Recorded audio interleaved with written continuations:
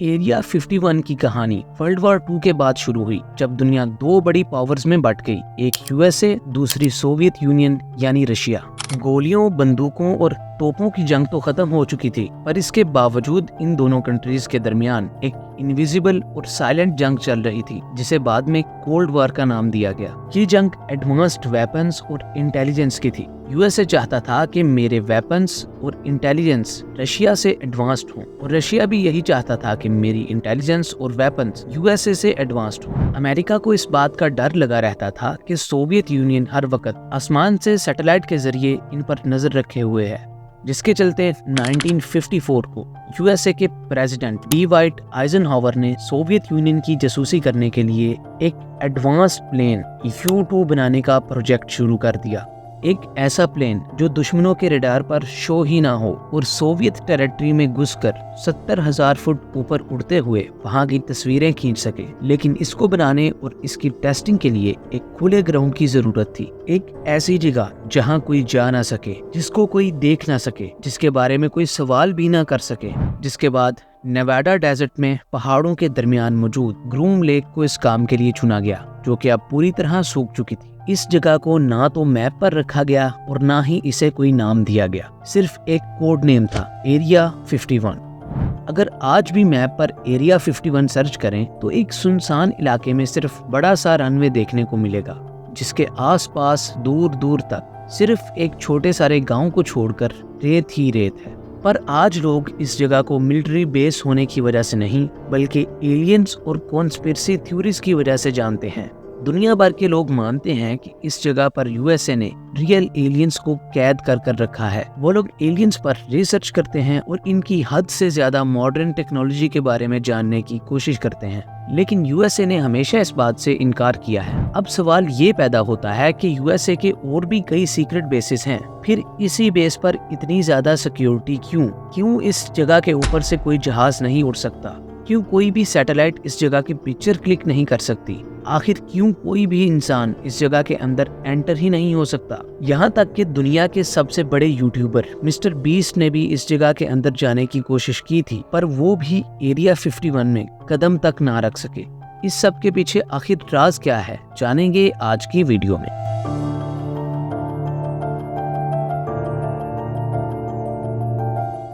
World war 2 के वक्त USA ने बहुत सी जगहों पर न्यूक्लियर बॉम्ब की टेस्टिंग की, जिन्हें नाम दिया गया area 1, area 2, area 3 and so on. Area 51 भी इन्हीं में से एक है, जहां न्यूक्लियर बॉम्ब की टेस्टिंग होती थी। दिन रात मेहनत करने के बाद इन लोगों ने एरिया 51 में U-2 स्पाई प्लेन नाम का एक जहाज तैयार कर लिया। इस जहाज के तैयार होने के बाद इसे टेस्टिंग के लिए उड़ाया गया। जब लोगों ने देखा कि आसमान में एक मेटालिक ऑब्जेक्ट बड़ी स्पीड से उड़ रहा है, ना तो इसकी कोई आवाज है और ना ही ये अपने पीछे कोई कॉन्ट्रेल्स छोड़ रहा है, तो वो ये देखकर बहुत घबरा गए। आसमान में जब ये जेट पैसेंजर प्लेन के पास से गुजरा तो वो लोग भी इतनी तेज और चमकदार चीज को देखकर परेशान हो गए कि आखिर ये है क्या।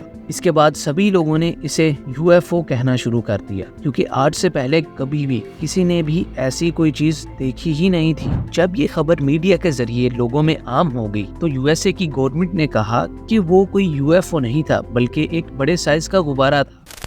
The government said it was a weather balloon, not a UFO.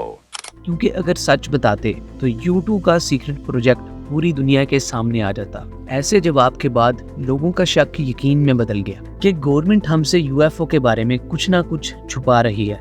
1960s में एरिया 51 में ही SR-71 ब्लैकबर्ड जेट बनाया गया, और ये 3500 किलोमीटर पर आवर की स्पीड के साथ आज तक का दुनिया का सबसे तेज जेट है, वही जिसे हमने COD ब्लैक ऑप्स में देखा था। इसकी टेस्टिंग पर भी वही सब हुआ जो U-2 की दफा हुआ था, पर गवर्नमेंट ने इस बात को भी दबा दिया। लोगों के लिए ये एक एलियन UFO था, पर गवर्नमेंट के लिए ये दुनिया का सबसे बेस्ट स्पाई प्लेन था। इसके आगे के इंसिडेंट अच्छी तरह समझने के लिए हमें वक्त में थोड़ा और पीछे जाना होगा। ये बात है 1947 की, जब न्यू मैक्सिको, जो कि अमेरिका की एक स्टेट है, इसके शहर रोजवेल में अमेरिकन मिलिट्री को गोल शेप का एक मेटालिक ऑब्जेक्ट मिला। इसकी जांच करने के बाद इन लोगों ने अनाउंस कर दिया कि हम लोगों ने एक फ्लाइंग सॉसर रिकवर किया है। लोग ये जानकर बहुत हैरान थे, लेकिन इसके सिर्फ 2 घंटे के बाद ही इन लोगों ने अपनी स्टेटमेंट ही बदल दी और कहा कि वो तो सिर्फ एक बड़े साइज का गुब्बारा था। इससे पहली दफा लोगों के दिलों में ये शक पैदा हुआ कि गवर्नमेंट उनसे एलियंस के बारे में कुछ ना कुछ छुपा रही है। फिर इसके बाद U2 और SR-71 के इंसिडेंट ने इस शक को यकीन में बदल दिया और फिर हर कोई एलियंस के बारे में बात करने लगा और अपनी अपनी थ्योरी बनाने लगा। 1989 में एक आदमी बॉब लेजार सामने आया।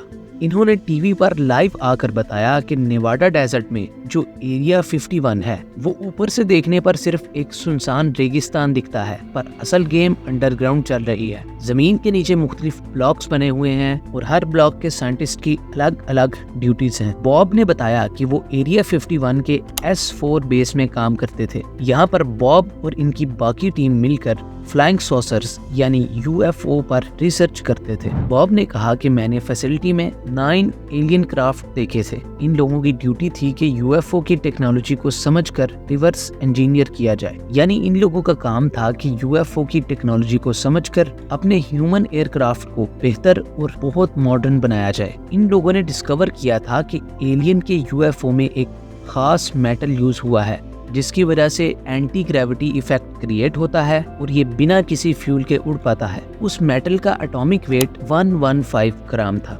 लेकिन हैरानगी की बात यह है कि ऐसा कोई भी मेटल डिस्कवर हुआ ही नहीं था। कुछ लोगों ने बॉब पर यकीन किया और कुछ ने नहीं, क्योंकि इस बात का कोई भी सॉलिड एविडेंस था ही नहीं। सिर्फ इसके कुछ सालों के बाद एरिया 51 के एंट्री एग्जिट पॉइंट की एक तस्वीर क्लिक की गई थी। इसके बाद बॉब के सभी रिकॉर्ड्स मिट गए। सभी यूनिवर्सिटीज, सभी कॉलेजेस और सभी लैब्स वगैरह में बॉब का कोई भी रिकॉर्ड था ही नहीं, जिस पर कुछ लोगों ने कहा कि बॉब एक झूठा है और कुछ ने कहा कि गवर्नमेंट डर गई है कि कहीं बॉब इनके राज खोल ना दे, इसीलिए वो लोग बॉब के सभी रिकॉर्ड्स मिटा रहे हैं।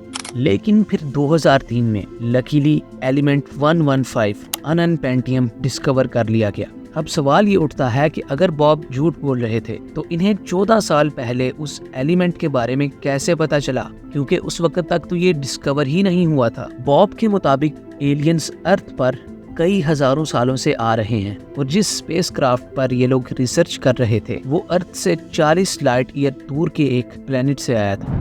2004 में डैन बर्श नाम का एक आदमी भी पब्लिक के सामने आया।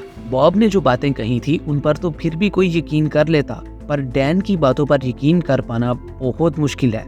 इसने कहा कि मैं भी एरिया 51 में ही काम करता था। मेरी ड्यूटी वहां पर मौजूद एलियंस के जिस्म से खतरनाक वायरसेस को बाहर निकालना थी। आपने बिल्कुल सही सुना। डैन के मुताबिक इसने सिर्फ एलियंस को देखा ही नहीं था, बल्कि ये उन पर रिसर्च और उनका ट्रीटमेंट भी करता था। इसने तो ये तक कहा था कि जे रॉड नाम का एक एलियन मेरा दोस्त बन गया है और मैंने टेलीपैथी के जरिए इससे बात की है। अब जिनको नहीं पता उनको बता दूं कि टेलीपैथी दरअसल बिना बोले, बिना कोई इशारा किए, सिर्फ अपने दिमाग के जरिए किसी दूसरे के दिमाग से बातें करने को कहते हैं। बिल्कुल वैसे ही जैसे शक्तिमान गीता विश्वास से करता था। तुम्हारी पीठ पर रोशनी से क्या दिखाई दे रही है? ये मेरे सप्त चक्र हैं गीता, इन्हें कुंडलिनी शक्ति कहा जाता है।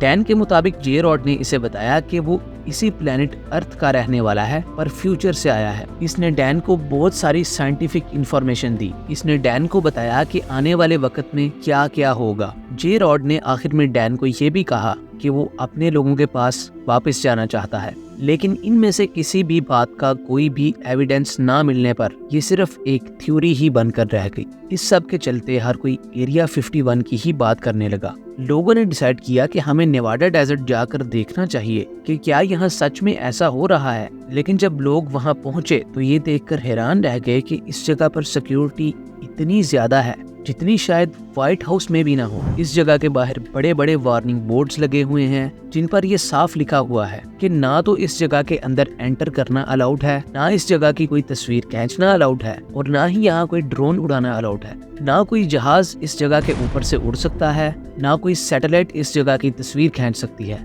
अगर कोई इस जगह एंटर करने की कोशिश करेगा तो इस पर गोली भी चल सकती है। 2014 में फाइनली CIA ने माना कि एरिया 51 एग्जिस्ट करता है, वरना इससे पहले ये लोग कहते थे कि ऐसी कोई जगह है ही नहीं। CIA ने सिर्फ इतना कहा कि ये जगह एयरक्राफ्ट की टेस्टिंग के लिए इस्तेमाल होती है।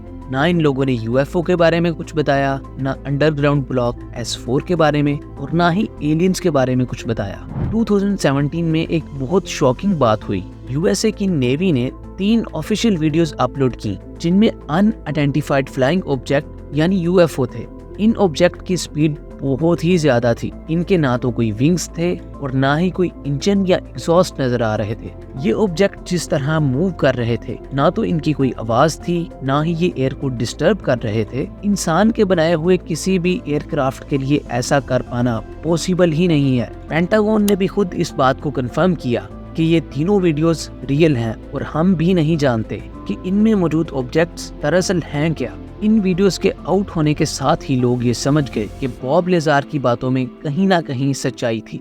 यहाँ मैं एक और बात क्लियर कर दूं कि यूएफओ दरअसल अनआइडेंटिफाइड फ्लाइंग ऑब्जेक्ट को कहते हैं, ना कि एलियन के स्पेसक्राफ्ट को। ये कोई भी फ्लाइंग ऑब्जेक्ट हो सकते हैं जिनके बारे में हम इंसान नहीं जानते। आज के वक्त में भी कुछ 4-5 बातें ही कंफर्म हैं। 1, एरिया 51 एग्जिस्ट करता है। 2, यूएफओस जैसे फ्लाइंग सॉसर्स एग्जिस्ट करते हैं।